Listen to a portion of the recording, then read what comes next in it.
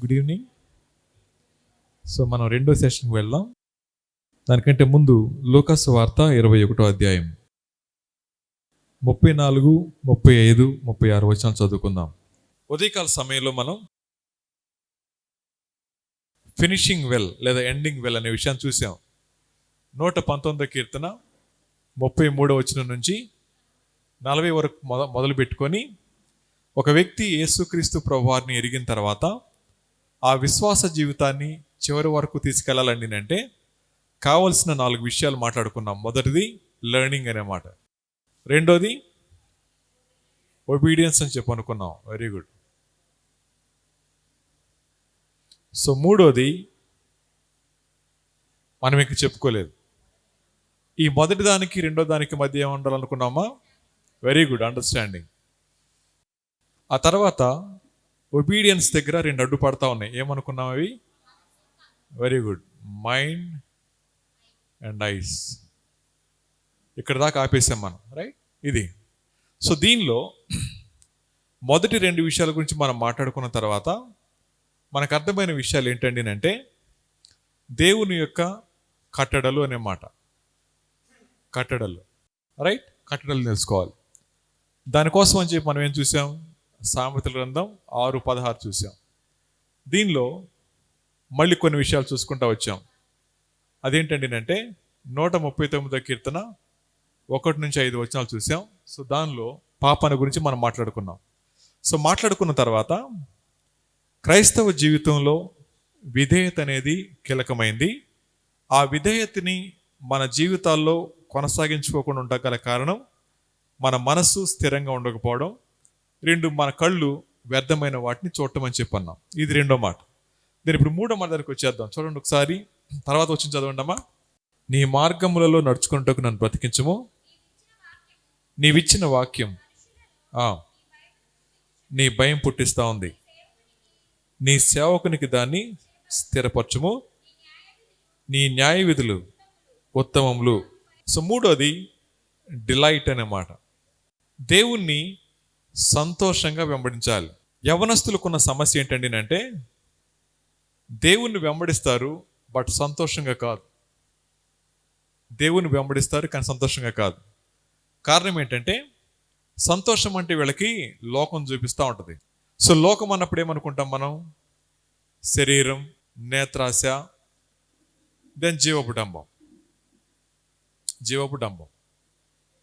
ఇప్పుడు రండి, లూకాసు వార్త 21:34 వచ్చి చదవండి. ఏముంటుందో? 21:34. మీ హృదయములు ఒకవేళ తిండి వలన, తిండి మత్తు, ఐహిక విచారం, రైట్, మందంతో ఉండినది అన్నమాట, రైట్. ఇది మాట. ప్రాబ్లం ఏంటండి అంటే ఒక వ్యక్తి సంతోషంగా వెంబడించలేకపోవడానికి దేవుణ్ణి, ఆ వ్యక్తికి 3 ప్రాబ్లమ్స్ కనపడతా ఉన్నాయి. ఒకటి తిండి, రెండోది మత్తు, మూడోది ఐహిక విచారం అనే మాట. తిండి, మత్తు, ఐహిక విచారం గురించి మనం చూస్తే 3 విషయాలు మనకు అర్థమవుతాయి. ఆ 3 మీకు అర్థమయ్యేది చెప్తాను, జాగ్రత్త వినండి. ఇది రాసుకోవడం కూడా ప్రయత్నం చేసుకోవచ్చు. మొదటి మాట, మొదటిది తిండి అంటే ఏం రాసుకోవచ్చు అండి అంటే సెల్ఫ్ సెంటర్డ్ ప్రెజర్స్ అనే మాట. Self centred pressures, self centred pressures. So రెండోది మత్తు అని అంటే ఏమనుకున్నామంటే ఎస్కేపిజం. దెన్ మూడోది ఐహిక విచారం అన్నప్పుడు వరల్డ్లీ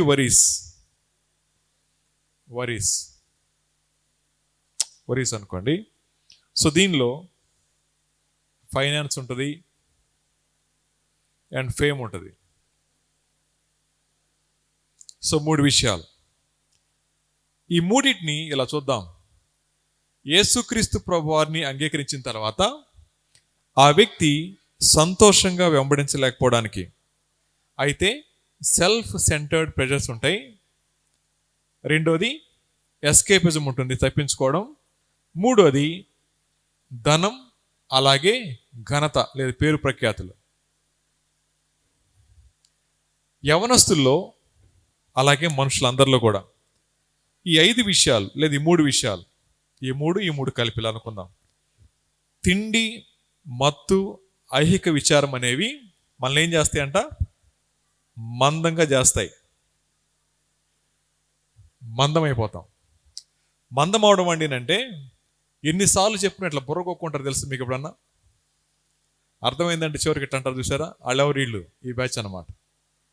వాడు మనిషి ఇక్కడ ఉంటాడు కానీ మనసు ఇక్కడ ఉండదు. ఈ 3 మాటల్లో ప్రభు అంటున్నారు సెల్ఫ్ సెంటర్డ్ ప్లెజర్స్. నిన్ను కేంద్రంగా పెట్టుకొని నువ్వేదైతే ఆశపడతా ఉంటావో, ఏదైనా సరే, నువ్వు పబ్జి ఆడుకో, క్రికెట్ ఆడుకో, ఇంకోటి ఏంటమ్మా, ఫ్రీ ఫైర్ ఆడుకో, లేకపోతే పోర్న్ చూడు, లేకపోతే యూట్యూబ్ చూసుకో, తర్వాత ఇన్స్టా చూసుకో, ఇంకేమున్నాయి అమ్మ? బేస్బాలా ఏంటమ్మా? ఫేస్బుక్ ఉంది, వెరీ గుడ్. స్నాప్ ఏంటది? స్నాప్ చాటా? సరే, బాగా చెప్తున్నారే, రైట్. ఇవన్నీ ఏం చేస్తారు చెప్పండి మీరు? సెల్ఫ్ సెంటర్డ్గా అనే మాట. నిన్ను నువ్వు మధ్యలో పెట్టుకొని నీ జీవితాన్ని సంతోషపరచుకోవడానికి వేటి చేత అయితే నువ్వు అడిక్ట్ అయిపోయి ఉన్నావో అవన్నీ కూడా దేని కిందకు వస్తాయి? తిండి కిందకు వస్తాయి అన్నమాట.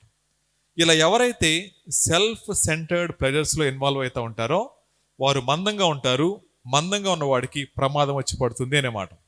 ఈ మాట దగ్గర ఇప్పుడు చూడండి, అంటే రాజేష్ నేను అనుకోండి. రాజేష్ అనేవాడు వీటేట్లో ఏదైనా సరే ఒక విషయంలో బాగా ఇన్వాల్వ్ అయిపోయాడు అనుకోండి, వాడికి ఇంక దేవుని మీద మనసు ఉండదు అన్నమాట.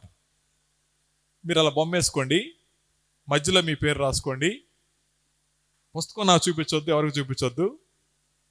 ఇలాంటి వాటిలో మీ మనసును బాగా తాకే విషయం ఏంటి రాసుకోండి. అక్కడ రాసిన వాటిలో మిమ్మల్ని తాకే బాగా మంచి విషయం, ఒకవేళ ఫేస్బుక్ అయితే ఫేస్బుక్, అది ఇంకొంచెం ఏదో చూడాలేమో కదా, దాన్ని ఏమంటారు, రీల్స్ ఏ ఉంటాయి కదా, ఇంకేంటి షార్ట్స్, రైట్. ఇంకేముంటాయి అమ్మా? Very good, WhatsApp, right, WhatsApp. ఈ రాసుకోండి. వీటిలో మిమ్మల్ని బాగా ప్రభావితం చేసే అంశం ఏది? ఎక్కువ సమయాన్ని మీరు దేని మీద ఇన్వెస్ట్ చేస్తారు? అది మీ జీవితం. ఒకవేళ మీ చేతిలో మొబైల్ తప్ప ఇంకేం లేదనుకోండి, నీ బతుకదే. అది తప్ప నీ బతుకు లేదు. యథార్థంగా 24 సంవత్సరాలు వచ్చేంత వరకు కూడా వాడి జోలికి వెళ్లకుండా ఉంటే కలెక్టర్లు అవుతారు అని మొన్న పేపర్లో చదివా. యూపీఎస్సీలో ఫస్ట్ వచ్చిన అమ్మాయి అంట 3 yearsగా ఫోన్ పట్టుకోలేదంట. మీరు ఫోన్ పట్టుకోకుండా ఉంటే కలెక్టర్లు అవుతారు, పట్టుకుంటే క్లీనర్లు కూడా కాలేరు. అది మీ జీవితం. కాబట్టి అనేది అంటే మీరు వీటిలో దేంతో అయితే ఎంగేజ్ అయి ఉన్నారో మీరే చెప్పాలి. వాటి వల్ల కలిగే లాభం ఒకటి చెప్పండి, మీరే చెప్పాలి. వీటి వల్ల కలిగే లాభం ఏంటి? ఆరోగ్యానికి కానీ, మనసుకు కానీ, సంబంధాలకు కానీ, ఇంక దేనికైనా సరే ఒక్క లాభం చెప్పండి, మీరే చెప్పాలా? చెప్పండి, ఒక్క లాభం చెప్పండి. జ్ఞానం వస్తుంది, డబ్బులు వస్తాయి, అట్లాంటి ఏమైనా ఉన్నాయా? చెప్పండి, ఏమైనా వస్తాయా? ఏమి రావా? ఏమి రాని వాటి మీద ఇన్వెస్ట్ చేసేవాడు ఏమంటారు అమ్మా? ఫూల్స్ అంటారు కదా, బుద్ధిహీనులు అని చెప్పంటారు. ఈ బుద్ధిహీనులు మాత్రమే వీటిలో ఎక్కువ భాగం ఎంగేజ్ అయి ఉంటారు. ఇప్పుడు చెప్పండి, ఎంతమంది ఉన్నారు వాటిలో? వాటితో మా సంబంధం లేదన్న వాళ్ళు ఎంతమంది? Very good. మిగతా వాళ్ళందరూ ఫూల్సేనా? అర్థమవుతుంది కదా మీకు? ఇప్పుడు చూడండి, ఈ మాట యేసుక్రీస్తు ప్రభువు చెప్పింది ఎప్పుడో తెలుసా? రాకడ సమయానికి సిద్ధపడేవారు వారి జీవితాల్లో కలిగి ఉండకూడని విషయాలు ఇవి. అయితే అన్ఫార్చునేట్లీ ఈ రోజున ముసలమ్మ దగ్గర నుంచి అప్పుడే లేచిన పిల్లాడి దాకా కూడా ఇది లేకపోతే వాడి లైఫ్ లేదు. అలా అయిపోయారు. దీని దగ్గర మనం జ్ఞాపకం చేసుకోవాల్సింది, టైం ఎక్కడ కన్జ్యూమ్ అయిపోతా ఉందో, టైం ఎక్కడ కన్జ్యూమ్ అయిపోతా ఉందో ఆ కన్జ్యూమ్ అయ్యే సమయాన్ని తిరిగి మళ్ళా తీసుకురాలేం. ఒక నిమిషం కూడా తీసుకురాలేం. ఆ సమయం తిరిగి మళ్ళా రాదు అన్న విషయం మర్చిపోయినంత స్థాయిలోకి మనం ఏం తీసుకెళ్ళిపోయింది? సెల్ఫ్ సెంటర్డ్ ప్రెజర్స్ అనే మాట. అలా ఎప్పుడైతే వేస్ట్ అయిపోతా ఉందో దేనికోసం సిద్ధపడలేం? మన డిపార్చర్ కోసం సిద్ధపడలేం. డిపార్చర్ కోసం సిద్ధపడకపోతే నష్టపోయేది మనమే అనే మాట అర్థమవుతుంది కదా ఈ మాట. అందుకని బైబిల్ స్పష్టంగా మాట్లాడుతూ ఉంది, ఎవరైతే తిండి వలన, మత్తు వలన, ఐహిక విచారాల వలన తమ సమయాన్ని వ్యర్థం చేసుకుంటూ ఉంటారో వారు కోల్పోయేది నిత్యత్వాన్ని అని మాట చెప్తా ఉన్నారు. అందుకని యేసుక్రీస్తు ప్రభువాన్ని ఏడుస్తా వెంబడించకూడదు. ఎలా వెంబడించాలి? సంతోషంగా వెంబడించాలి. ఇప్పుడు ఒక ప్రశ్న అడుగుతాను మిమ్మల్ని. ఒక వ్యక్తి సంతోషంగా ఉండాలని అంటే మీరు చెప్పారు ఇవన్నీ, అవి లేకుండా ఎలా ఉండగలుగుతారు సంతోషంగా? ఒక యవ్వనస్తుడు అవి లేకుండా సంతోషంగా ఎలా ఉండగలుగుతాడు? మీ లోకంలో, మీ టైంలో చెప్పండి. పాసిబుల్ అవుతుందా? అవదా? పాసిబుల్ అవదా? అవుతుందా? అవదా? అవదా? ఎందుకని అవదంటారు? మీరే చెప్పాలి. ఎందుకని అవదు? ఫేస్బుక్, ఇన్స్టా తర్వాత మీరు చెప్పిన అన్నీ లేకుండా ఒక యవనస్తుడికి సమయం అవదంటారా? ఒక అన్యులు యేసు ప్రభుని ఎరగని ఒక వ్యక్తి జీవితంలో ఒక గొప్ప ఉద్దేశాన్ని పెట్టుకుంది, నేను ఐఏఎస్ కావాలని అనుకుంది. 3 years పాటు ఆమె సెల్ చూడలేదు. 3 or 2 years చూసుకోలేదు, కలెక్టర్ అయిపోయింది. ఇప్పుడు జీవితాంతం సెల్ చూసుకోవచ్చుగా. ఆమె డ్యూటీకి వెళ్ళి సెల్ ఫోన్ చూసుకుని అడిగి వాళ్ళు ఉంటారా? అర్థమవుతుంది కదా. అంటే గురి గమ్యం లేనివాడు చేసే పనులు అవి. జీవితానికి ఒక నిర్దేశం లేనటువంటి వాడు చేసే పనులు అవి. ఎవరైతే తమ జీవితంలో స్పష్టమైన గురి లేకుండా జీవిస్తూ ఉంటారో వారు తమ సమయాన్ని ఎక్కువగా వీటిలో వ్యర్థం చేస్తూ ఉంటారు. రెండో మాట, వీటి ద్వారా మనకు వచ్చేది ఏమి లేదు. అర్థమవుతుందా? అలా ఒక మాట చెప్తాను. దేవుడు మనకేమిస్తారని చెప్పి అనుకున్నాం? పొద్దున అనుకున్నాం కదా, ఉల్లాసం కదా. ఉల్లాసం ఎవరిస్తారు? అపోస్తల కార్యాలను చదువుకున్నాం కదా, 14 అధ్యాయంలో ఉల్లాసం ఇస్తారు. లోపల దేవునితో సంబంధం ఉంటే బయట వాటితో సంబంధం లేదు. దేవునితో సంబంధం లేని వ్యక్తి బయట వాటిలో నుంచి సంతోషాన్ని తీసుకుంటూ ఉంటాడు. అందుకని సెల్ ఫోన్ చూసి నవ్వుతూ ఉంటారు కదా, ఎక్కిలి నవ్వులు నవ్వుకుంటుంటారు. ఎందుకని నవ్వుతారు అట్లా? ఇప్పుడు చూసారు మీరు నవ్వారు అట్లా ఎప్పుడన్నా? సెల్ ఫోన్ చూసుకుని ఏదో చిన్న చిన్న మీరు చేసి చెప్పారు కదా, చూసి నవ్వుకుంటుంటారు కదా. ఎందుకని నవ్వుతారు అట్లా? అది లేకపోతే నీ ముఖం చూడలేం, అది ఉంటే నీ ముఖాన్ని ఎవరు కూడా ఆపలేరు. ఇక్కడ వచ్చిన సంఘటన చెప్తాను. ఆ పాప ఇంటర్ చదువుతుంది, ఇంటర్ రాసింది. ఆ పాప పాస్టర్ గారు అమ్మాయే, అయితే ఒకరితే కూతురు. హాస్టల్కి వెళ్ళిన తర్వాత బైబిల్ చదవడం మానేసింది, ప్రార్థన చేసుకోవడం మానేసింది. చాలా మందితో చెప్పించారు, ఆయన పట్టించుకోవడం లేదు. ఆ పాపని ఇలా అడిగాను, అమ్మ హాస్టల్లో ఎలా ఉంటారు మీరని చెప్పి. బాగా ఎంజాయ్ చేస్తాం అంకుల్ అంది. ఎలా ఎంజాయ్ చేస్తారన్నాను.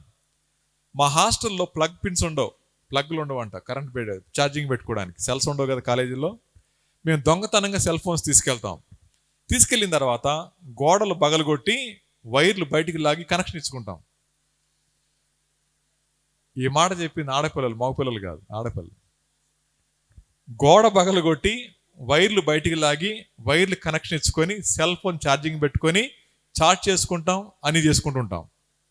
అలా చేస్తే థ్రిల్ వస్తుంది అంది. పాడు చేయటం థ్రిల్ ఎలాగవుద్దమ్మా అన్నాను. ఏమో అంకుల్ అదే లేదు. ఇది మొదటి మాట. రెండో మాట చూడండి, ఇది చాలా భయంకరమైంది. ఆ పాప ఇంతకుముందు బైబిల్ లేకుండా ఉండేది కాదు, ఇప్పుడు సెల్ ఫోన్ లేకుండా ఉండలేకపోతుంది.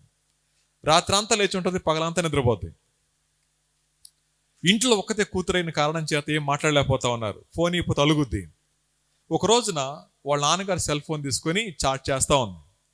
చార్జ్ చేస్తూ ఉన్నప్పుడు, ఇది పాజ్ చేయమ్మా, చార్జ్ చేస్తా ఉంది. ప్రభువా నీవెవడివని అడుగగా, ప్రభువు నేను నీవు హింసించుచున్న యేసును, నీవు నన్ను చూచి ఉన్న సంగతిని గుర్చి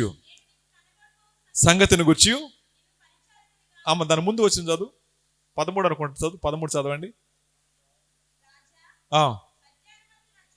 మధ్యాహ్నమందు నా చుట్టూను, నాతో కూడా వచ్చిన వారి చుట్టూను, ఆకాశము నుండి సూర్య తేజస్సు కంటే మిక్కిలి ప్రకాశమానమైన వెలుగు ఒకటి ప్రకాశించిన చూచి తిని, మేమందరం నేలను పడినప్పుడు సౌలా సౌలా,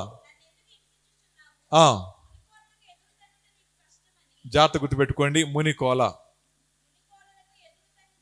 నీకే కష్టం. చాలు.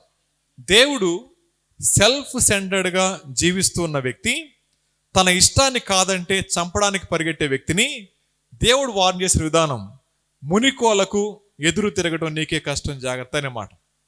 మునికోల అన్నప్పుడు మనకు తెలుసు, ఎడ్ల బండిని తోలుతా ఉంటే ఎడ్లు నడవకుండా ఆగిపోయినాయి అనుకోండి, కర్ర చివర మేగుచ్చి పుడుస్తారు. నడిస్తే దాని క్షేమం, ఆగిపోతే దానికే నష్టం. అలాగే ఎవరైతే క్రైస్ట్ని బయటపెట్టి సెల్ఫ్ సెంటర్డ్గా జీవిస్తూ ఉన్నారో నష్టపోయేది ఎవరు చెప్పండి? మనమే. అందుకని ప్రభు అన్నాడు, నీకే కష్టం బాబు, జాగ్రత్త అని అనమాట. ఈ మధ్యాహ్న కాల సమయంలో ఎవరైతే హృదయం మందమైపోయి సెల్ఫ్ సెంటర్డ్గా జీవిస్తూ ఉన్నారో మీకు కలిగేది కష్టమే, లాభం కాదు. ఇది నా వార్నింగ్ కాదు, దేవుని యొక్క వార్నింగ్. ఎందుకండి అంటే, మునికోలు ఎప్పుడు వాడతారు చెప్పండి? నడవడానికి ఆగిపోయినప్పుడు, నడవడానికి ఇష్టపడినప్పుడు. సో ప్రభు అంటున్నాడు, సెల్ఫ్ సెంటర్ అంటే తిండి వలన, ఆయన వాడిన పదం అది. ఆ తర్వాత మాట ఎస్కేపిజం, మత్తు వలన అనే మాట. ఎస్కేపిజం అన్నప్పుడు ఇలా అనుకుంటాం, ఈ ఒక్కసారి ప్రభు ఇంకెప్పుడు చేయను. ఎప్పుడు అంటాను చెప్పండి ఆ మాట? ఈ ఒక్కసారి ప్రభు ఇంకెప్పుడు చేయను, ఈ ఒక్కసారి క్షమించండి ఇంకెప్పుడు చేయను. ఎప్పుడు అంటాం? దొరికినప్పుడు, అంతే కదా? అప్పుడు వాడే పదం ఏంటి చెప్పండి? ఇంకెప్పుడు చేయను ప్రభా. ఎన్నిసార్లు ఉంటారు ఆ మాట? ఇంకెప్పుడు చేయను ప్రభా, ఇది ఒక్కసారి, ఇంకెప్పుడు క్షమించను అన్నారు ఎప్పుడన్నా? అది ఏమంటే తెలుసా అండి? ఎస్కేపిజం. మీ మాట నమ్మడానికి, నా మాట నమ్మడానికి ఆయనకి తెలియదు అనుకుంటున్నారా? అంత పిచ్చుడు అనుకుంటున్నారు దేవుడు? జాగ్రత్త. ఎవరైతే మత్తులో జీవిస్తూ ఉంటారో, ఏంటి ఆ మత్తు తెలుసా అండి? దేవుడు ఎవరు? ప్రేమ కలిగిన వాడు. దేవుడు ఎవరు?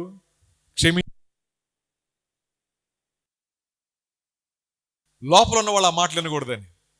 మీరే నిజమైన యథార్థమైన వ్యక్తులైతే, అమ్మ నాన్న ప్రేమించే వాళ్ళైతే వాళ్ళ ముందే మాట్లాడుకోవచ్చు కదా ట్రాన్సాక్షన్ ఏదో. అలా మాట్లాడలేకపోతున్నామని అంటే మీకే తెలుసు తప్పు చేస్తున్నామని చెప్పి. అందుకని పాపం యొక్క నైజం ఒంటరిని చేస్తుంది. మొదట తల్లిదండ్రులతో దూరం చేస్తుంది, 2 స్నేహితులు దూరం అవుతారు, 3వది మీకు మీరే దూరం అయిపోతారు. ఆ తర్వాత పిచ్చాళ్ళు అవుతారు, అవకాశం ఉంటే బతుకుతారు, చచ్చిపోతారు, అంతే. అర్థమవుతుంది ఈ మాట? అలా చాలా మంది యవనస్తులు అడిక్ట్ అయిపోతా ఉన్నారు. అడిక్షన్ ఒక వ్యక్తిని పట్టుకున్న తర్వాత వాడంతటి వాడు బయట అవడం సాధ్యం కాదు, దేవుడు సహాయం చేయకపోతే. బాబు కాలు పెట్టి తనకే, ముందున్న వాళ్ళు తనకండి దయచేసి. నా కళ్ళు పైన ఉన్నాయి అనుకుంటున్నారు కదా, నా కింద కూడా కళ్ళు ఉంటాయి. అలా డిస్టర్బ్ చేయకండి. మీకు ఇష్టం లేకపోతే నేను పొద్దునే చెప్పాను, వెళ్ళి నిద్రపోండి.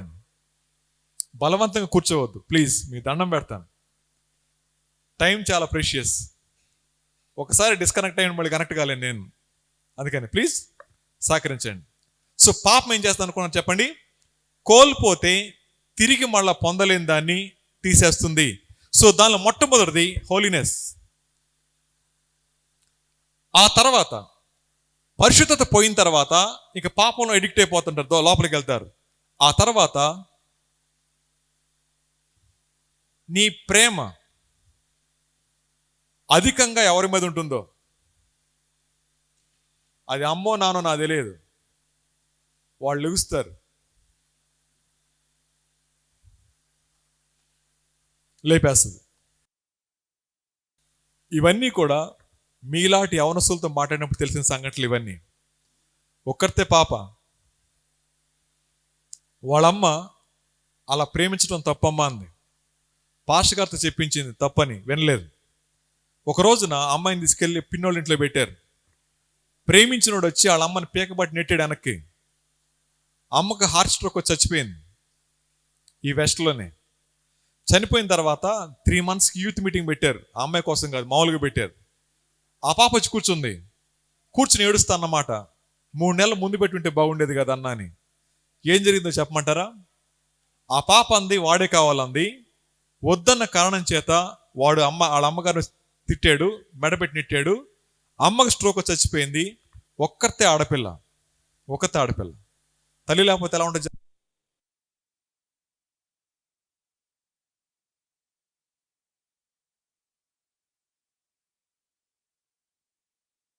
తల్లి లేకపోతే బాగుంటుందా?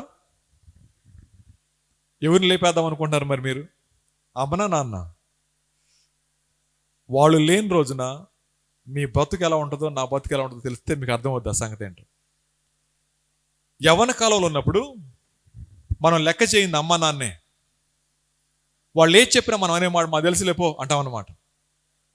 గుర్తుపెట్టుకోండి, ఒకసారి వాళ్ళు లేని జీవితాన్ని ఊహించుకోండి ఎలా ఉంటుందో. ఇంటికి వెళ్ళగానే ఏం చెప్పారు మూడులను అడుగుతుంది కదా అమ్మ. అమ్మ ఉండదు. ఒక రోజు ఏమైపోతుంది మీ పరిస్థితి? ఏం కావాలన్నా బజార్కి వెళ్ళి డాడీ తీసుకొస్తా ఉంటాడు, ఏం మాట చెప్పకుండా. ఒకరోజు ఉండు నాన్న, ఏమైపోతుంది చెప్పండి మన పరిస్థితి. అలా చాలా కుటుంబాల్లో పిల్లల యొక్క పాపాన్ని బట్టి గుండెపై చచ్చిపోయే తల్లిదండ్రులు బోల్డ్ మంది తెలుసు. నాకు బోల్డ్ మంది తెలుసు. ఒకవేళ ఈ ఉదయకాల సమయంలో, మధ్యాహ్నకాల సమయంలో మన జీవితంలో ఏ పాపం అయితే మీ జీవితాన్ని తృప్తిస్తూ ఉందో ఆ పాపం ఎప్పటికీ తీసేసి ఉండాలా. పరిశుద్ధత కోల్పోయారు, అది ఫస్ట్ స్టేజ్. సెకండ్ స్టేజ్లో మీరు అమితంగా ప్రేమించే వారిని పంపించేస్తారు. ఆ తర్వాత ఏం జరుగుతుంది తెలుసా అండి? ఇప్పుడు మీరు కష్టం పెట్టినది ఎవరి మీద? దేవుని మీద. దేవుడు మాకు అన్యాయం చేశాడు సార్, దేవుడు మా అమ్మని తీసుకున్నాడు సార్, దేవుడికి నేను నమ్మను సార్ అంటారు కదా. దేవుడుగా తీసుకుంది నువ్వే పంపించావు. ఆ నెపాన్ని ఇప్పుడు దేవుడి మీద పెడతా ఉన్నావు. అలా చాలామంది యవనస్తులు వారి జీవితాల్లో హృదయం మందమైపోయింది. దేవుడు మాట్లాడినప్పుడు వినడం మానేశారు. మానేసిన తర్వాత పరిశుద్ధతను కోల్పోయారు, ప్రేమను కోల్పోయారు, అమ్మ నాన్న మాట వినడం మానేశారు. ఒక రోజున వీళ్ళని కోల్పోతే అప్పుడు దేవుడిని దోషిగా పెడతా ఉంటారు. దేవుడు అన్యాయం చేస్తాడా? బైబిల్ ఏమంటుంది చెప్పండి? దేవుడు అన్యాయం చేయడం ఇంపాసిబుల్. ఎప్పుడైతే మనిషి మత్తులో ఉంటాడో, ఏమొత్తది? మీరు అనుకునే ప్రేమ అనుకోవచ్చు, మీరు అనుకునే వేరేది అయ్యి ఉండొచ్చు. ఏ మత్తు అయితే నేను ఈరోజు జోల కొడతా ఉందో ఆ మత్తి నేను తీసుకెళ్ళిపో జాగ్రత్త. అందుకని బైబిల్ అంటా ఉంది, మత్తులో ఉండకండి. దాని మూడోది, తర్వాత ఏమనుకున్నాం? ఐహిక విచారం. వాడు తిండిలో లేడు, బాగానే ఉన్నాడు, మత్తులో కూడా లేడు, బాగానే ఉన్నాడు. దాని మూడోది ఐహిక విచారం. అంటే ఏమనుకున్నాను చెప్పండి? పేరు కోసం పరితపించడం, లేదా డబ్బుల కోసం తాపత్రయపడటం. రెండు విషయాలు. డబ్బు మంచిదే, ఏమివ్వగలదో తీసుకోండి, మంచిదే. కానీ డబ్బు ఇవ్వలేదు ఒకటి ఉంది. ఏం చెప్పండి అది?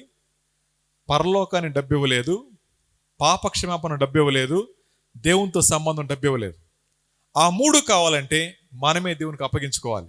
కాబట్టి గుర్తుపెట్టుకుందాం, పేరు ప్రఖ్యాతుల కోసం, డబ్బుల కోసం ప్రయాసపడే మనిషి ఏం కోల్పోతున్నాడు? చదవండి ఒకసారి 49వ కీర్తన చదువుకుందాం. 49వ కీర్తన. అక్కడ చెప్తూ ఇలా అంటాడు, 49వ కీర్తనలో డబ్బు ఏమి ఇవ్వలేదో చెప్తారు. ఒకడు ధన సంపన్నుడైనప్పుడు, విస్తరించినప్పుడు భయపడొద్దు. వాడు చనిపోనప్పుడు ఏమీ పోదు. చాలు. ఇక్కడ ఒక మాట చెప్తాను. ఉదయకాల సమయాన వాడుకైన పాపాల్లో 3 పాపాలు మనం మాట్లాడుకున్నాం కదా. ఆ 3 పాపాలు ఒకటి చెప్పండి. వాడుకైన పాపాలు 3 చెప్పుకున్నాం కదా. ఏంటవి? సత్యం, కనికరం, దేవుని గురించిన జ్ఞానం. ఈ 3 కనుక్కున్నాం కదా. వీటితో వ్యాజ్యం ఉంది. వ్యాజ్యం ఆడుతా అన్నాడు. వాడుకైపోయిన పాపాలు కొన్ని 3 ఉన్నాయి. సరే, లోక జ్ఞానానికి దేవుని జ్ఞానానికి ఉన్న వ్యత్యాసం అని చెప్తాను. లోక జ్ఞానం అంటది ఇది శాశ్వతమని, దేవుని జ్ఞానం అంటది ఇది తాత్కాలికమని. ఏది వాస్తవం అంటారు? లోక జ్ఞానం వాస్తవా, దేవుని జ్ఞానం వాస్తవా? అయితే మనం దేని మీద మనసు పెట్టుకోవాలా? అందు చెప్పాడు యేసయ్య, రాబోయేది చాలా కొద్ది కాలమే ఉంది. నేను ఎప్పుడు ఈ మాట చెప్తాను.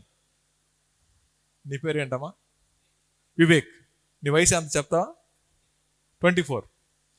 వివేక్ వయసు 24. ఆయన చచ్చిపోయే వయసు 70 సంవత్సరాలు అనుకోండి. చాలా 80 వేద్దాం. మరి ఫీల్ అవుతున్నట్టు 80 వేద్దాం. 80లోంచి 24 తీసేయండి, ఎంత ఉంటుంది? 80లో నుంచి 24 లెస్ చేయండి అమ్మా. 56 66. Very good. వివేక్ బాగా బతికితే ఇంకా 66 బతుకుతాడు. బతికితే రేపు పోయినా పోతాడు. అప్పుడు ఏమంటామంటే 24 సంవత్సరాల వివేక్ అంటాం, కానీ 80 అనుకున్నాడు, 66లో ఆగిపోయాడు, ఆ వివేక్ అని చెప్పాను అంటారా? అర్థమవుతుందా? అంటే ఇప్పటి వరకు బతికిందే ఎక్కువ, బతకబోయేది చాలా తక్కువ. మనిషి ఎప్పుడు కూడా ఆశావాదే. లోకం అంటది నీకేమరా చిన్నోడివేగా అంటది, కానీ అన్ఫార్చునేట్లీ మరణానికి వయసు తెలియదు. మరణానికి ఏం తెలియదు. అయ్యో చిన్నోడా, అబ్బాయి నేను రానులేనా అందది. ఎప్పుడు ఎవరిని ఎలా కలుసుకుంటుందో తెలియదు. ఇదే నిడదవోల్లో ఈస్టర్ పండుగ రోజు, గుడ్ ఫ్రైడే రోజు వచ్చిన చర్చికి. ఆ రోజు ఆ వీధిలో పెద్ద ఫ్లెక్సీ కట్టారు. చిన్నోడే 16-17 సంవత్సరాలు ఉన్నాడికి. చచ్చిపోయాడు అన్నారు. ఎలా చచ్చిపోయాడు? ఎత్తుకెళ్ళాడు అంటాడు. ధవళేశ్వరం ఎత్తుకెళ్ళాడంట బాబు, చచ్చిపోయాడు.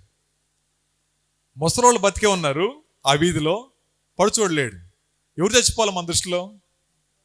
మరేంటి వాళ్ళు వెళ్ళిపోయారు, బాగానే ఉన్నారు, ఆడు వెళ్ళిపోయాడు ఏంటి? ఆ కుర్రాడు వెళ్ళిపోయాడు ఏంటి? జాగ్రత్త, మరణానికి వయసు తెలీదు. ఎప్పుడు ఎవరిని ఎలా కలుసుకుంటుందో తెలియదు. తెలిసిన ప్రభు మనతో మాట్లాడుతూ ఉన్నప్పుడు తెలియని మనిషి గర్విస్తాడు, తెలియని మనిషి అహంకారిగా మారుతాడు, తెలియని మనిషి నాకు అక్కర్లేదు పో అంటాడు.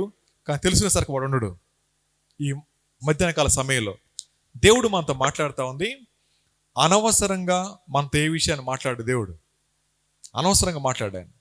ఒక విషయం మనతో మాట్లాడుతున్నారండి అంటే సమీప దూరంలో ఏదో ప్రమాదం ఉంది, లేదా మనకు అవసరం ఉంది, లేకపోతే ఆయన మాట్లాడు.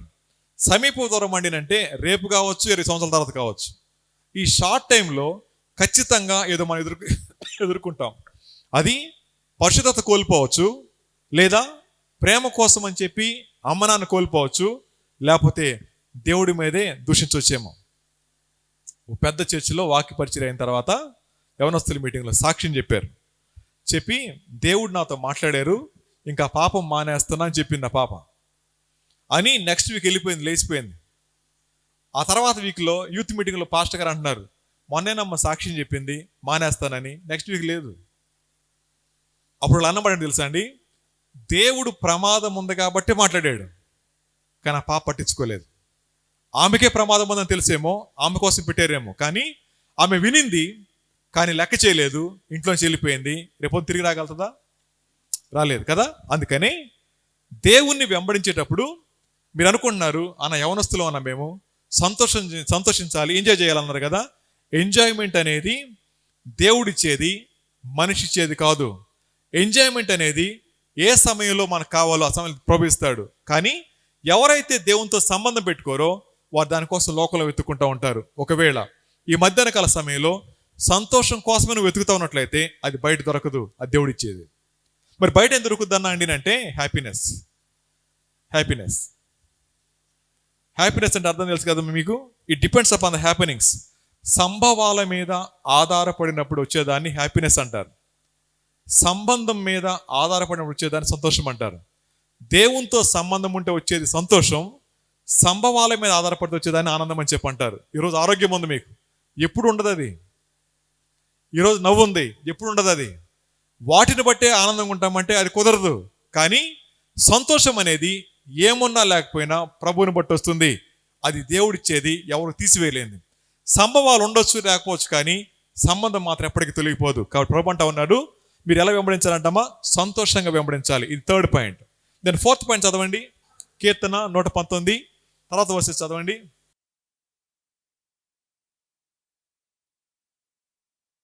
కీర్తన 119,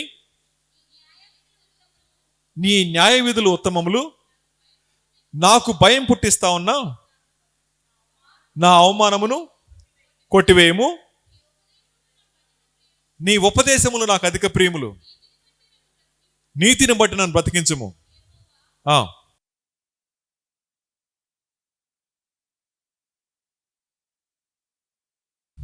4వ విషయం, రెవరెన్షియల్ ఫియర్.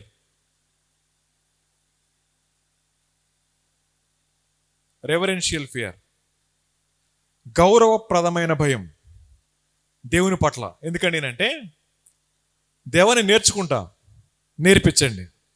దేవాన్ని విధేయత చూపిస్తా, నాకు అవగాహన కల్పించండి. దేవ సంతోషంగా వెంబడిస్తా, నా కంటిని నా మనసును కాపాడండి. దేవానికి భయపడతా. ఎందుకండి అంటే నా ద్వారా దేవుని నామానికి అవమానం కలగకూడదు. ఇది మన తీర్మానమై ఉండాలి. ఒకవేళ ఇక్కడ కూర్చున్న వాళ్ళ తప్పు చేసామనుకోండి, ఏమంట తెలుసా, ఆ క్యాంప్కి వెళ్ళిన వాళ్ళందరూ అంతే అయిపోద్ది. ఎవడో ఒకటి చేసిన దానికి అర్థమవుతుందండి. వీధిలో తప్పు చేసామనుకోండి, ఆ వీధి వాళ్ళంతా అంతే, ఎవరో ఒకరు తప్పు చేసినందుకు. చర్చికి వచ్చే వాళ్ళు తప్పు చేశారనుకోండి, ఆ చర్చి వాళ్ళంతా అంతే. ఒక క్రైస్తవులు తప్పు చేశారనుకోండి, ఈ క్రైస్తవులు అంతా ఇంతే. మనల్ని బట్టి దేవుని నామానికి ఏం రాకూడదు, అవమానం రాకూడదు. ఇప్పుడు చెప్పండి, నా జీవితాలను బట్టి దేవునికి అవమానం వస్తుందా, భయం వస్తుందా, దుఃఖం వస్తుందా అనేది మనం చేసుకుంటే, ఈ కీర్తనకారుడు అంటున్నాడు, ప్రభా నా ద్వారా నీ నామానికి అవమానం వస్తే నా భయం వేస్తుంది ప్రభా, కాబట్టి దాన్ని జాగ్రత్త కాపాడుకోండి. అందుకని అంటున్నాడు, నీవిచ్చిన వాక్యం ప్రజలు ఏం తీసుకొస్తుందంట, భయం పుట్టిస్తుంది. ఇది భయం. ఇక్కడ మీకు చిన్న పదాన్ని పరిచయం చేస్తా, గుర్తుపెట్టుకోండి. దేవుడు మనల్ని సరిచేయడానికి తన సార్వభౌమాధికార చిత్తంలో ఒక సైన్యాన్ని వాడుకుంటాడు. ఏంటా సైన్యం అండి అంటే మహాసైన్యం అని ఒక పేరు పెట్టాడు. ఏంటో చెప్పండి, మిడతలు, గొంగళి పురుగులు, చీడ పురుగులు, పసర పురుగులు కదా. వాటి ప్రభు ఏమన్నాడు చెప్పండి, మహాసైన్యం అని చెప్పన్నాడు. మనకు బుద్ధి చెప్పడానికి కత్తులు తీసుకొని రావసల్లా, మనకు బుద్ధి చెప్పడానికి ఇంకేదే చేయవసల్లా.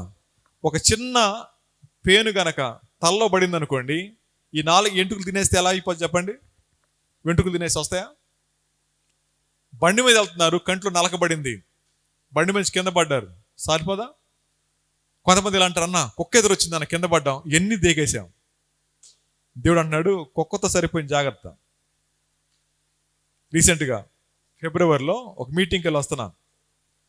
తెల్లవారి 1 గంట దాటింది. ఒక లారీని ఓవర్టేక్ చేశా, 100-110 మీద ఉన్నాను. ఆ రోడ్లు అంతే వెళ్తున్నాను. కుక్క లేచి ఒల్లిరుచుకుంటుంది. వెనకతల లారీ ఉంది, అది కూడా 100 స్పీడ్లో ఉన్నాడు, నేను 100-110లో ఉన్నా. మా ఇద్దరికి పెద్ద గ్యాప్ లేదు. బ్రేక్ కొడితే నన్ను కొట్టుద్ది లారీ, కొట్టపోతే కుక్క చచ్చిపోద్ది. కుక్కను కొట్టేశా, ట్రై చేసా, తగిలింది, ఎగిరి అవతల పడింది. నా కారుకి ముందు పగిలిపోయింది. కింద ఆగేసేసి తాడుతో కట్టేసుకున్నా, ఊడిపోయినాన్ని. తెల్లవారు తీసుకెళ్ళే షాప్కి 20,000 అవుతాయి అన్నాడు. అప్పుడు ప్రభు మాట్లాడిన మాట, ఒరే నువ్వు పోవాల్సినోడు, 20తో సరిపోయిన జాగ్రత్త, కొంచెం హెచ్చిపోతున్నా జాగ్రత్త, నెమ్మదిగా ఉండు. చిన్న మాట, చిన్న హెచ్చరిక నాకు. కొంచెం హెచ్చులు పోతున్నా జాగ్రత్త. 1 గంట అయితే ఇంకో గంట లేట్ అయితే అన్న కష్టమా ఇంటికి. స్పీడ్కి వెళ్దాం అనుకున్నాను కదా. ప్రభు అన్నాడు, బ్రేక్ కొడితే నువ్వు పోయేవాడివి, కుక్క పోయింది, అది నీ ప్లేస్, జాగ్రత్త. ఇప్పుడు చెప్పండి, ఎన్నిసార్లు పడి ఉంటారు బండి మీద నుంచి? దేవుని మహాకృప అండి, తోలు లేచింది. తోలు కాదు, ప్రాణమే లాగాల్సింది, తోలుతో ఆపాడు దేవుడు. దేవుడు అవకాశం ఇచ్చినప్పుడు గుర్తించకపోతే అనర్థాలు బోళ్ళు వస్తాయి. ఆ తర్వాత నుంచి కాలు వెళ్ళట్లా ఎక్సలేటర్ మీదకి, వెళ్దాంలో ఏమైందంట. ఎందుకని చెప్పండి, 20 కనపడుతున్నాయి, ఊరిని వస్తాయి 20,000 రూపాయలు, 2 రూపాయల. అర్థమవుతుంది కదా. అప్పుడు అనిపించింది, ప్రభా నువ్వు ఎంత కృప కలిగినోడివి. ఈ మాట ఎందుకు చెప్పాను తెలుసా అండి, దేవుని సార్వభౌమాధికార చిత్తంలో మనల్ని సేవ్ చేస్తారు, అవకాశం ఇస్తారు, లెక్క చేయకపోతే తీసేస్తారు, అంతే తేడా. Simple thing. Be careful. ఇప్పటికే మన కుటుంబాల్లో మొన్ననే సార్ మా డాడీకి స్టంట్ పడింది, పోవాల్సిన వాడే నీకోసం ఆగాడు దేవుడు. అర్థమవుతుందా? మొన్ననే సార్ మా అమ్మకి కాలు ఇరిగింది, మనిషే పోవాల్సింది, ఆపాడు దేవుడు. మా తమ్ముడు సార్ తప్పిపోయాడు, పోవాల్సిన వాడు మళ్ళీ వచ్చాడు, జాగ్రత్త. ఇలా ఎన్ని చెప్పుకోవచ్చు మనం. ఇప్పటికే మన కుటుంబాల్లో జరుగుతూ ఉన్న ఇవన్నీ జరగట్లేదా? మీరే సాక్ష్యాలు చెప్తారు కదా, దేవుడు కాపాడాడు సార్, కృతజ్ఞత కూడా పెట్టుకుంటారుగా. ప్రభు అంటున్నాడు, నేను సార్వభౌమాధికారిని, ఏమైనా చేయగలను, ఎలాగైనా చేయగలను బుద్ధి చెప్పడానికి. అలా కాకుండా నేను స్మార్ట్ అనుకున్నాను అనుకోండి, తర్వాత నష్టపోయేది నేనే. అర్థమవుతుంది కదండి. ఇలా అనుకుంటాను, మీటింగ్కి నేను కాకపోతే ఇంకొక ఆయన వస్తారు ఇక్కడికి, కానీ నా పిల్లల తండ్రి ఎవరు లేరు, నేనే తండ్రిని. అర్థమవుతుందా? నా భార్యకి నేనే భర్తని, ఇంకెవరు లేరు. అది రీప్లేస్ కాదు. ఇప్పుడు చెప్తున్నా, పాపం మన జీవితాల్లో చేసే పని అంటే తెలుసా అండి, ఒకసారి కోల్పోతే తిరిగి మళ్ళా రీప్లేస్ గా తీసేస్తుంది. అయ్యేంటి చెప్పండి? అర్థమవుతుంది మీకు? ఇప్పుడు ఏ పాపాన్ని బాగా ప్రేమిస్తున్నారు మీరు? డిసైడ్ చేసుకోండి మీరే. పాపం తాత్కాలిక ఆనందం ఇస్తుంది. ఎక్సలేటర్ నొక్కా 110 వెళ్తుంది, థ్రిల్ అనిపించింది. కానీ అప్పుడు అర్థమైంది ఆగాలి, జాగ్రత్త అని చెప్పి. అప్పుడు ప్రభు అన్నాడు, నీకు దెబ్బ తగల సంతోషపడు, పగిలింది ముందే సంతోషపడు, అయ్యింది 20,000 సంతోషపడు, వాళ్ళు సంపాదించుకోవచ్చేమో, కానీ నువ్వు పోతే. అర్థమవుతుందండి? ప్రభు అంటున్నాడు, ఏ అవసరం లేకుండా నీతో మాట్లాడలేదు. ఇది అన్ని రోజులు మనవి కాదు. అర్థమవుతుంది కదండి? నువ్వెంత తెలియగలిగిన వాడువైనా, ఎంత ఎక్స్పీరియన్స్డ్ అయినా, ఎంతమందిని చీట్ చేసినా ఒకరోజు ఏమవుతుంది చెప్పండి? జాగ్రత్త, ఆ మాట అనకూడదేమో. ఈ మాట కొంచెం హెచ్చరికగా తీసుకోండి. యేసయ్య అంటా ఉన్నారు, మీరు మందులు కాకండి, మందంగా అయిపోకండి, బీ కేర్ఫుల్, మీ జీవితాన్ని పాడు చేసేవి అన్నప్పుడు, భయం పుట్టించే ఆ వాక్యం అంతా కనపడతా ఉన్నప్పుడు, నా ద్వారా దేవుని నామానికి అవమానం కలగకూడదు. ఇది 4th స్టాండర్డ్. చివరి మాట చదవండి, 40 వచ్చింది చదవరా. నీ ఉపదేశం చాలు. సో 5వది లాంగింగ్ ఫర్ వర్డ్. ఆశతో వెంబడించాలి, ఆశపడి కాదు. చాలా మంది యవనస్తులు దేవుని ఎందుకు వెంబడిస్తారు తెలుసా అండి? ఆశపడి. ఆశపడిగా వెంబడించాల్సింది, ఆశతో వెంబడించాలి. రెండింటికి చాలా వ్యత్యాసం ఉంది. అర్థమవుతుందండి? ఆశపడి వెంబడిస్తే నిరాశ ఎదురవచ్చేమో, కానీ ఆశతో వెంబడించేవాడిని ఇప్పుడు కూడా నిరాశపరచడు దేవుడు. అర్థమవుతుందండి? ఆశపడి అన్నప్పుడు స్వార్థం ఉంటుంది, ఆశతో అన్నప్పుడు నిస్వార్థం ఉంటుంది. దేవుణ్ణి నిస్వార్థంగా వెంబడించాలి. ఆయన మన జీవప్రదాత, ఆయన మన సృష్టికర్త, ఆయన మనల్ని ప్రేమించే దేవుడు, ఆయన మనం ఆస్తి వెంబడించాలి. ఈయనంటా ఉన్నాడు, ప్రభా నేను ఆస్తి వెంబడిస్తా, ఆశపడి కాదు అనే మాట. ఈ 5 విషయాల్ని ఏ వ్యక్తి అయితే తన జీవితంలో కలిగి ఉంటాడో ఆ వ్యక్తి తన జీవితాన్ని ప్రభు వాక్యంలో కట్టుకుంటాడు. ఆయన రాకడ ఎప్పుడు వచ్చినా, ఈడెప్పుడు పోయినా సరే నమ్మకంగా ప్రభు దగ్గర ఉంటాడు. అర్థమవుతుంది కదా? ఇప్పుడు చూడండి, ఎవరైతే ఈ సంతోషంగా వెంబడించలేకుండా తిండి చేత, మత్తు చేత, ఐహిక విచారాల చేత మందమైపోతా ఉంటారో వాళ్ళకు సొల్యూషన్ చెప్తున్నాడు ఆయన. 36 వచ్చి చదవండి, లూకాసు వార్త 21:36 చదవండి. లూకాసు వార్త 21:36. కాబట్టి మీరు ఏమండి ఏంటి ఏమన్నారు?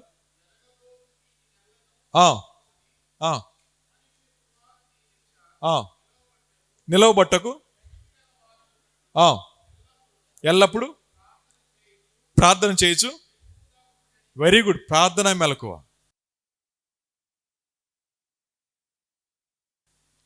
ఈ 2 కావాలి. ప్రార్థన విస్తారంగా చేయటం కాదు, వివేకం కలిగి చేయాలి. చాలా మంది అనుకుంటారు 5 గంటలు చేసి తింటాడని చెప్పి. అలా కాదు. ప్రార్థన వివేకంగా చేయాలి, విస్తరించి కాదు. ఈయన అంటున్నాడు తెలుసా అండి, బోర్డర్లో ఒక సైనికుడు ఉన్నాడు, నైట్ డ్యూటీ చేస్తాడు అనుకోండి. ఏం చేయాలి ఆయన? ఇప్పుడు మెలకువగా ఉండాలి, కమాండర్తో మాట్లాడుతూ ఉండాలి. కమాండర్ ఇచ్చే సిగ్నల్ వాడు తీసుకోవాలి, లేకపోతే ఇది ప్రమాదం ఉంటుంది. కమాండర్ ఏం చేస్తూ ఉంటాడు? వాడి ముందే ప్రమాదం ఉందో వెనకే ప్రమాదం ఉందో వాళ్ళు మానిటర్ చేస్తూ ఉంటారు. సైనికుడు ఏం పని చేయాలా? కమాండర్తో, కమాండింగ్ సెషన్ తాడు మాట్లాడుతూ, కంట్రోల్ రూమ్తో మాట్లాడుతూ ఉండాలి. మెలకువ అనేది మనం చేయాల్సిన పని, ప్రార్థన అనేది కమాండర్తో మాట్లాడాల్సిన పని. ఎవరైతే ప్రతి క్షణం మెలకువగా ఉండి కమాండర్తో మాట్లాడుతూ ఉంటారో వాళ్ళకి ఏముండదు చెప్పండి? కష్ట నష్టాల నుంచి కాపాడే బాధ్యత ఆయన తీసుకుంటాడు. అందుకని ప్రార్థన, మెలకువ అనేవి మళ్ళీ ఏం చేస్తాయి? తిండి నుంచి, మత్తు నుంచి, ఐహిక విచారం నుంచి విడిపించడం మాత్రమే కాకుండా హృదయం మందం కాకుండా కాపాడుతూ ఉంటాయి. ఇది మాట అర్థమవుతుంది కదా ఈ మాట? సరే ఇప్పుడు చూడండి, ఒక సైనికుడు మెలకువగా లేకపోతే వచ్చే నష్టం ఏంటి? ఎవరికి నష్టం వస్తుంది? సైనికుడు మెలకువగా లేకపోతే నష్టం ఎవరికి? సైనికుడు మెలకువగా లేకపోతే నష్టం ఎవరికి? అమ్మ కిందకి వెళ్ళి పడుకోపోయారా? మీరే పర్లేదా? అలసిపోయారు కదా, పడతారని భయం వేస్తుంది నాకు ఇంత నుంచి. ఒకటే కంగారు వచ్చేస్తుంది, అందుకే తొందర ముగిద్దాం అనుకుంటున్నా. చెప్పండి. ఒకటికి ఆడికి నష్టం, రెండోది దేశానికి నష్టం. దేశానికి నష్టం. ఒక సైనికుని యొక్క అజాగ్రత్త వాడికి మాత్రమే కాదు, వాడిని నమ్మి అక్కడ పెట్టారు, వాడిని తప్పుకుంటే సైన్యం శత్రువులు ఎక్కడికి రావచ్చు చెప్పండి? దేశంలోకి రావచ్చు. 10 మంది శత్రువులు వచ్చి 10 రాష్ట్రాలకు వెళ్ళిపోతే ఎంతమంది పోతారు? ఒక నిర్లక్ష్యమే. ఇప్పుడు నా ప్రశ్న, ఇక్కడ కూర్చున్న మనం ఒకరు నిర్లక్ష్యంగా ఉంటే నష్టం మనకి మాత్రమే కాదు, మన ద్వారా కుటుంబాలు, సమాజం, సంఘం, దేశం, రాష్ట్రం మొత్తం పోతాయి. అర్థమవుతుంది మాట. అందుకనే ఏజెంట్స్ అంటారు కదా, ఐఎస్ఐ ఏజెంట్స్ అని చెప్పి అంటారు. వీళ్ళు ఇచ్చే ఇన్ఫర్మేషన్ దేశానికి థ్రెట్ అది. అందుకే వాళ్ళు ఏమంటారు చెప్పండి? దేశద్రోహం అంటారు. మన సమాచారం ఒక వ్యక్తి ద్వారా చేరవేయబడితే ఆ వ్యక్తి చేసే నష్టం ఎంత భయంకరమైందో, అలాగే దేవుని యొక్క కోర్టులో ఉన్న మనందరం కూడా సాతాను యొక్క కోవర్ట్స్గా ఉన్నాం అనుకోండి, మనం చేసే నష్టం లోకస్తుడు చేసే నష్టం కంటే ఎక్కువ. అందుకు చెప్తున్నాను అన్నమాట. కోవర్ట్ అంటే తెలుసు కదమ్మా. కోవర్ట్ అంటే ఎవరు? కోవర్ట్ అంటే ఎవరు చెప్పండి? శత్రు శిబిరంలో ఉంటాడు, కానీ మనతో స్నేహం చేస్తాడు, మన విషయాలు తీసుకెళ్ళి వారికి చేరవేస్తూ ఉంటాడు, కానీ మనతో ఉంటాడు. అలాగే ఎవరైతే ఇంకా మారు మనసు పొందలేదో వాళ్ళు సాతాను యొక్క కోవర్ట్స్. వాళ్ళ జీవితాలు సమాజానికి మాత్రమే కాదు, ప్రపంచానికి ప్రభుని ఎలా చూపిస్తాయి? ద్రోహిగా చూపిస్తూ ఉంటాయి. ఇక్కడ చిన్న మాట చెప్పి నేను ముగించేస్తాను. బైబిల్ అంటా ఉంది, యేసుక్రీస్తు ప్రభువు ఇలా అంటున్నారు, మీరు నాకు సాక్షులు అనే మాట విన్నారు ఎప్పుడు అన్నమాట? మీరు నాకు సాక్షులే కదా. ఈ మాట చెప్పి నేను ముగించేస్తాను, మిగతాది మీరు ఈ 3 రోజులు వింటారు. యేసయ్య ఏమంటున్నాడు? మీరు నాకు, మనం సాక్షులం కదా. ఇది కోర్టు అనుకోండి, సాక్షి ఎక్కడ ఉంటాడు? విట్నెస్, సాక్షి. ఈ పక్కన ఎవరు ఉంటారు చెప్పండి? ముద్దాయి. ఇప్పుడు ముద్దాయి ఎవరు? ముద్దాయి ఎవరు? మీరు నాకు సాక్షులు. ఇప్పుడు ముద్దాయి ఎవరు? మీరు నాకు సాక్షులు. ముద్దాయి ఎవరు? ఇప్పుడు యేసయ్య ఏమన్నాడు? మీరు నాకు సాక్షులు కదా. ఇప్పుడు ముద్దాయి ఎవరు? యేసయ్య. Very good. జడ్జి ఎవరు? లోకం.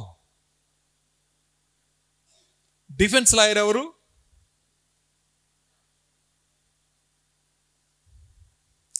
పరిశుద్ధాత్ముడు వచ్చి అంటాడు, అంటే లాయర్ వచ్చి అంటున్నారు, బాబు ఈ నీకు తెలుసా? ఎవరిని చూపించి? యేసయ్యని చూపించి. తెలుసు సార్. ఎలా తెలుసు? మా ఊర్లో చర్చ్ ఉందిలే సార్, అక్కడ పోతాను. ఇప్పుడు చూసావా? నాకు అంత పరిచయం లేదు సార్ అన్నప్పుడు ఈ సాక్షి చెప్పే సాక్ష్యం యేసయ్యని ఈ లోకం ముందు దోషిగానే నిలబెడుతుంది, లేకపోతే నిర్దోషిగానే రిలీజ్ చేస్తుంది. ఇప్పుడు లోకానికి కావాల్సింది ఎవరు కావాలి చెప్పండి? సాక్షులు కావాలి.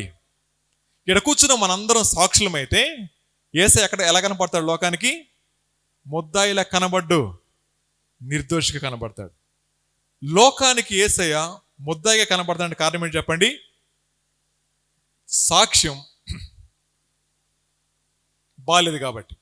ఎవరి సాక్ష్యం చెల్లదు? ఎవరి సాక్ష్యం చెల్లదు కోర్టులో? అమ్మా, పిచ్చాళ్ళది, మానసిక స్థితి సరిగా లేని వాళ్ళది చెల్లదు, అలాగే సంబంధికులు చెల్లదు. యేసయ్య అంటా ఉన్నాడు, నీ కోసం ప్రాణం పెట్టా. నాకెప్పుడు పెట్టా అంటే, నిన్ను ప్రేమించా. నన్ను ఎప్పుడు ప్రేమించావంటే, జాగ్రత్త. ప్రభు అంటున్నాడు, మీరు నాకు సాక్షులు. మీరే సాక్ష్యాన్ని చెప్పకపోతే నేను ఎక్కడ ఉంటాను చెప్పండి లోకంలో? ముద్దాయిని. అర్థమవుతుంది కదండి. మన దేశంలో ఇంకా ప్రభువుని గురించి విని ప్రభువుని అంగీకరించకుండా ప్రజలు వెనక్కి వెళ్ళిపోతారంటే కారణం ఏంటో తెలుసా అండి? ప్రభువు చేసిన కార్యం కాదు, ప్రభువుని గురించి విన్న మనం ఆ సాక్ష్యాన్ని కలిగి జీవించకపోవడమే. దేవుని రాజ్య వ్యాప్తికి ఆటంకం మనమే, నేనే. నా జీవితంలో సాక్ష్యం లేకపోతే. ఈ మధ్యాహ్నం ప్రభు అంటున్నమాట, మీరు నాకు సాక్షులు, మీ సాక్ష్యమే చెల్లకపోతే నాకు ఇంకెవరు మార్గం లేదు. అర్థమైంది మాట? ఆయన రాజ్యం రాబోతా ఉంది, ఆయన రాకడ రాబోతా ఉంది, ఆయన నమ్మి మిమ్మల్ని అప్పగించాడు సాక్షులు ఉండమని. సాక్షులుగా ఉండాల్సిన మనం ఆయన దోషిగా చూపిస్తూ లోకానికి దూరం చేస్తా ఉన్నాం. ఇప్పుడు చెప్పండి, దేవుని దగ్గర తలెత్తుకు నిలబడగలుగుతారా? మన కుటుంబంలో మన సాక్ష్యం ఎలా ఉంది? పద్దాక ప్రార్థన ఉంటుందండి, ప్రార్థన అంటాడండి, కానీ బతుకు మారలేదు. యేసయ్య ద్రోహ, యేసయ్య ఇప్పటికి ముద్దాయిలా కనపడాలా? లోకం వేలిపెట్టి చూపించి వాడు ముద్దాయి సార్ అనాలా? ప్రభు అంటున్నాడు, లోకం తిట్టగానే ఆయన చూసేది నా అంకే, నీ అంకే. అమ్మ నువ్వేరా నా సాక్షివి, ఇంకెవరు లేరు. వివేక్ నువ్వే సాక్షివి, నాకు ఇంకెవరు లేరయ్యా. అర్థమవుతుంది కదండి? ఇలా అనుకుందాం, ఫైనల్ జడ్జిమెంట్ రాబోతుంది. ఫైనల్ హీరింగ్ వచ్చినప్పుడు ముద్దాయి మనసు ఎలా ఉంటుంది చెప్పండి? ది లాస్ట్ ఛాన్స్ అది. ఇక ఆ సాక్ష్యం ఓకే అయితే కోర్టు నుంచి బయటకు వచ్చేస్తాడు. ఆ ఫైనల్ హీరింగ్ దగ్గర ముద్దాయి మనసు ఎలా ఉంటుంది చెప్పండి? ప్రభు అంటున్నాడు, రాకడ సమీపించబోతా ఉంది, నీ సాక్ష్యం ఆ లోకానికి నన్ను ఎలా పరిచయం చేయాలి? మంచాడిగా పరిచయం చేయాలన్నమాట. ఈ దినాన్న లోకానికి క్రీస్తు తెలియదు, క్రీస్తు నమ్మే మనం తెలుసు. మన జీవితాల్లో క్రీస్తు లేడు కాబట్టే లోకం క్రైస్తవ్యాన్ని అసహించుకుంటా ఉంది. ప్రభు అంటున్నాడు, నేను నిన్ను నమ్మాను, నువ్వు తప్ప నాకు ఇంకెవరు లేరు, నువ్వే నన్ను ద్రోహిగా చూపిస్తే నేను ఎవరు చెప్పుకోవాలా? దేవుడు మనం శాసిస్తా ఉంది, నీకోసం ప్రాణం పెట్టా, రక్తం కాచి తిరిగి లేచా, నిన్ను ప్రేమిస్తా ఉన్నా, అన్ని సమకూరుస్తా ఉన్నా. నా ప్రేమ గురించి ఇంత విన్న నీవే నా గురించి మాట్లాడకపోతే లోకానికి ఎవరు చెప్తారు? ఇప్పుడు చెప్పండి, చర్చిల్లోకి వచ్చి సండే స్కూల్ ఆపేయండి అరుస్తున్నారు ఇప్పుడు మన ఊర్లో. చర్చిల్లోకి వచ్చి ప్రార్థన ఆపేయండి అంటున్నారు. మనం చూస్తున్నాం ఇవన్నీ కూడా, ఆంధ్రలో చూస్తూ ఉన్నాం. అలాంటి పరిస్థితుల్లో రేపు మన ఊరే వచ్చి ఈ చర్చి మూసేయండి అంటే ఎవరు అనగలుగుతారో తెలుసా అండి? క్రీస్తు పేరు చెప్పుకొని క్రీస్తు వలె బతకకుండా పాపాన్ని ప్రేమించేవారు సంఘంలో ఉన్నప్పుడు ఆ సంఘం పట్టే గతిదే. దేవుని బిడ్డమని చెప్పుకొని లోకాన్ని ప్రేమిస్తూ పాపాన్ని ప్రేమిస్తూ జీవిస్తూ ఉంటే ఆయన ఎప్పటికీ లోకానికి ముద్దాగా కనపడతా ఉన్నాడు. ఇప్పుడు చెప్పండి, మీ ద్వారా ప్రభువు ఎవరికైనా పరిచయం అయ్యారు ఇప్పటి వరకు? మీ ద్వారా. అసలు మీకే పరిచయం కాలేదా? మీకే పరిచయం కాకపోతే ఇది బెస్ట్ ఛాన్స్. మీకు ఇప్పటికే పరిచయం అయితే ప్రభు అడుగుతున్న మాట, నువ్వు నన్ను ముద్దాగా నుంచోబెట్టావు లోకం ముందు. నీ స్నేహితురాలు నన్ను నమ్మట్లేదు, నీ స్నేహితులు నన్ను నమ్మట్లేదు. కారణం ఏంటో తెలుసు? నీ బతుకు బాగాలేదు కాబట్టి. ఇంకెంతకాలం చూపిస్తావు నన్ను? ఇంకేం చేస్తానని నీ ప్రేమ నీకు అర్థమవుతుంది, నా ప్రేమ నీకు అని చెప్పి ప్రభు అడుగుతున్నప్పుడు, ప్రభు ప్రేమ అర్థమైతే ఇక్కడ చూడలేం మన ప్రభువుని. లోకం అంటుంది, సాక్ష్యం చెల్లుబడి కాలేదు సార్, ఈయన ముద్దాయి, శిక్షించండి. ఎంత భయంకరమైన జీవితం తెలుసా మంది? క్రీస్తు ఆశ తీర్చలేని మన జీవితాలు బ్రతికేం చస్తే.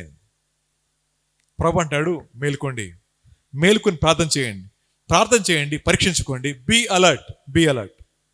ఎక్కడ మెలుకు ఉంటుందో అక్కడ ప్రార్థన ఉంటుంది, ఎక్కడ ప్రార్థన ఉంటుందో అక్కడ ఫలం ఉంటుంది.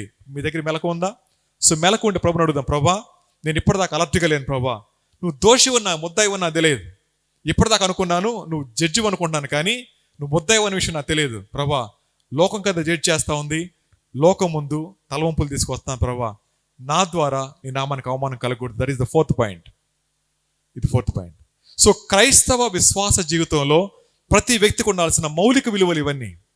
ఈ మౌలిక విలువలు మనం పాటించగలిగినట్లయితే క్రీస్తును ముద్దాయిగా చూపించడం లోకానికి, ఆయన దోషిగా కాదు నిర్దోషిగా చూపిస్తాం, ప్రభుని లోకాన్ని చాటిస్తాం. పాటలు పాడితే రాదు, ప్రసంగాలు చెప్తే రాదు, వాక్యాన్ని బతికితే వస్తుంది ఆ మాట. అర్థమవుతుంది ఈ మాట? వాక్యం చెప్పిన నాకు కాదు, విన్న మీకు కాదు, వాక్యానుసారంగా బతికితే ప్రభు పరిచయం అవుతాడు లోకానికి, ఆయన నిర్దోషి అన్నమాట. ఇప్పుడు చెప్పండి, మీ ఆఖరి శ్వాస పోయే లోపట ఒక్కరికన్నా ప్రభుని పరిచయం చేస్తారా? ఆయన దోషి కాదు సార్, ఆయన నిర్దోషి అని ఆయన ప్రేమిస్తున్న విషయం చెప్పగలుగుతారా? చెప్పాలని అంటే ముందు మీరు తెలుసుకోవాలా. మనకి తెలియని ప్రభు లోకానికి తెలియడు. మనం అనుభవించిన ప్రభు మనం పరిచయం చేయలేం, మనం అర్థం చేసుకునే ప్రభు వాళ్ళకి అర్థం కాడు. కాబట్టి మొదట ఆయనతో మీరు సంబంధం ఏర్పరచుకోవాలి, ఆ తర్వాత ఆయన లోకాన్ని పరిచయం చేయాలి. అప్పటి వరకు ఆయన ఎలా ఉంటాడు చెప్పండి? దోషిగానే ఉంటాడు, మీకోసం చూస్తూనే ఉంటాడు. నా కుమార్తె, నా కుమారుడా, ఎప్పుడు నన్ను బయటికి తీసుకొస్తావు? ఒకవేళ మీ కుటుంబంలో ఎప్పటికీ ఇంకెవరు మారు మనసు పొందకపోతే ప్రభువుకి నువ్వు తప్ప ఇంకెవరు లేరు ఆ కుటుంబంలో. మీ సంఘం సరిగా లేకపోతే ఆ సంఘంలో నువ్వు తప్ప ఇంకెవరు లేరు. మీ వీధిలో ఇంకెవరు లేకపోతే నువ్వు తప్ప ప్రభుకి ఇంకెవరు లేరు. మీ కాలేజీలో మీరు ఉద్యోగం చేసే చోట మీరు తప్ప ప్రభుకి ఇంకెవరు లేరు. మీరే ఆయన దాచిపెట్టేస్తే ఇంకెవరు పరిచయం చేస్తారు? ప్రభు అడుగుతున్న మాట, నన్ను బోన్లో నిలబెడతావా, బయట తీసుకొస్తావా, అది నీ పని. తల వంచండి, కళ్ళు మూసుకోండి, చిన్న ప్రార్థన చేసుకుందాం. తల వంచండి, కళ్ళు మూసుకోండి, చిన్న ప్రార్థన చేసుకుందాం. తల వంచండి, వెంటనే తల వంచండి. మీ తర్వాత మాట్లాడుకుందరు కానీ ఇక సమయం ఖాళీని ప్రార్థన చేసుకుందాం. సో దేవుడు మనతో స్పష్టంగా మాట్లాడారు. నా మట్టుకు నాతో మాట్లాడారు, మీ మట్టుకు మీతో మాట్లాడారు నమ్ముతున్నాను.